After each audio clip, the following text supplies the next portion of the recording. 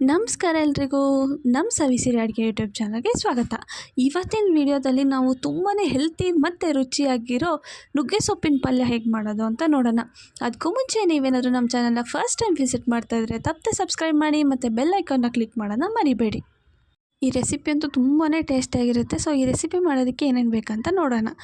ನಾವಿಲ್ಲಿ ಮೊದಲಿಗೆ ಒಂದು 4 ಮೆಣಸಿನ್ಕಾಯಿನ ಕಟ್ ಮಾಡಿ ಇಟ್ಕೊಂಡಿದ್ದೀವಿ.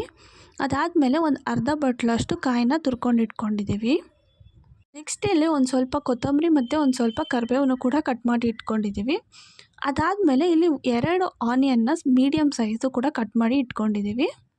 ನೆಕ್ಸ್ಟ್ ನಾವಿಲ್ಲಿ ನುಗ್ಗೆ ಸೊಪ್ಪನ್ನ ನೀಟಾಗಿ ಬಿಡಿಸಿ ತೊಳ್ಕೊಂಡು ಇಟ್ಕೊಂಡಿದ್ದೀವಿ. ಇವಾಗ ಇಲ್ಲೊಂದು ಕಡಾಯಿ ತೊಗೊಂಡಿದ್ದೀವಿ. ಇದಕ್ಕೆ ಒಂದು 3ರಿಂದ 4 ಟೇಬಲ್ ಸ್ಪೂನಷ್ಟು ಆಯಿಲ್ ಹಾಕ್ಕೊಳ್ತಿದ್ದೀವಿ. ಈ ಆಯಿಲ್ ಸ್ವಲ್ಪ ಬಿಸಿ ಆದಮೇಲೆ ಇದಕ್ಕೆ 1 ಟೇಬಲ್ ಸ್ಪೂನಷ್ಟು ಸಾಸಿವೆ ಹಾಕ್ಕೊಳ್ತಿದ್ದೀವಿ. ಅದಾದಮೇಲೆ ಇದಕ್ಕೆ 1 ಟೇಬಲ್ ಸ್ಪೂನಷ್ಟು ಜೀರಿಗೆ ಕೂಡ ಹಾಕ್ಕೊಳ್ತಿದ್ದೀವಿ.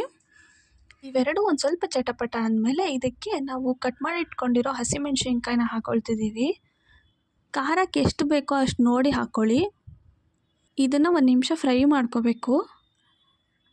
ಇವಾಗ ಇದು ಫ್ರೈ ಆದಮೇಲೆ ಇದಕ್ಕೆ ನಾವು ಒಂದು ಸ್ವಲ್ಪ ಕರಿಬೇವಿನ ಸೊಪ್ಪು ಹಾಕ್ಕೊಳ್ತಿದ್ದೀವಿ. ಇದನ್ನು ಕೂಡ ಒಂದು ಸರಿ ನೀಟಾಗಿ ಮಿಕ್ಸ್ ಮಾಡ್ಕೋಬೇಕು. ನೆಕ್ಸ್ಟ್ ಇದಕ್ಕೆ ನಾವು ಕಟ್ ಮಾಡಿ ಇಟ್ಕೊಂಡಿರೋ ಆನಿಯನ್ನ ಹಾಕ್ಕೊಳ್ತಿದ್ದೀವಿ. ಆನಿಯನ್ನ ಹಾಕ್ಕೊಂಡಾದ್ಮೇಲೆ ಇದು ಗೋಲ್ಡನ್ ಬ್ರೌನ್ ಬರೋವರೆಗೂ ಫ್ರೈ ಮಾಡ್ಕೋಬೇಕು. ಇವಾಗ ಆನಿಯನ್ ಎಲ್ಲ ನೀಟಾಗಿ ಬೆಂದಿದೆ. ನೆಕ್ಸ್ಟ್ ಇದಕ್ಕೆ ನಾವು ತೊಗೊಂಡಿರೋ ನುಗ್ಗೆ ಸೊಪ್ಪನ್ನ ಹಾಕ್ಕೊಳ್ತಿದ್ದೀವಿ.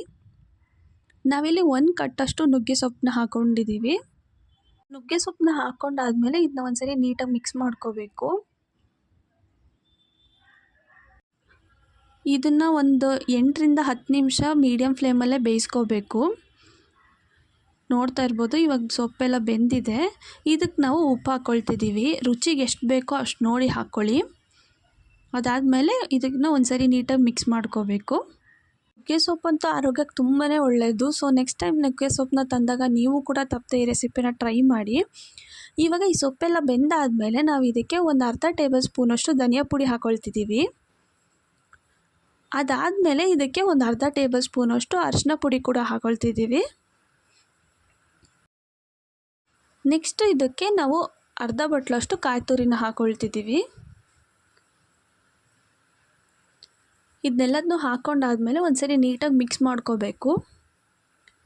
ಇದೆಲ್ಲ ಒಂದು ಸರಿ ನೀಟಾಗಿ ಮಿಕ್ಸ್ ಮಾಡ್ಕೊಂಡಾದ್ಮೇಲೆ ಇದಕ್ಕೆ ಒಂದು ಸ್ವಲ್ಪ ಮೇಲೆ ಕೊತ್ತಂಬರಿ ಸೊಪ್ಪು ಹಾಕ್ಕೊಳ್ತಿದ್ದೀವಿ. ಕೊತ್ತಂಬರಿ ಸೊಪ್ಪು ಕೂಡ ಹಾಕ್ಕೊಂಡು ಒಂದು ಸರಿ ನೀಟಾಗಿ ಮಿಕ್ಸ್ ಮಾಡಿಕೊಂಡ್ರೆ ಆಯಿತು. ನುಗ್ಗೆ ಸೊಪ್ಪಿನ ಪಲ್ಯ ರೆಡಿ ಆಗುತ್ತೆ.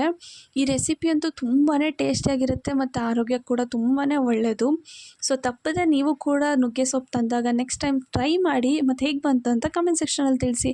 ಲೈಕ್ ಮಾಡಿ, ಶೇರ್ ಮಾಡಿ, ಸಬ್ಸ್ಕ್ರೈಬ್ ಮಾಡೋದನ್ನ ಮರಿಬೇಡಿ. Thank you for watching.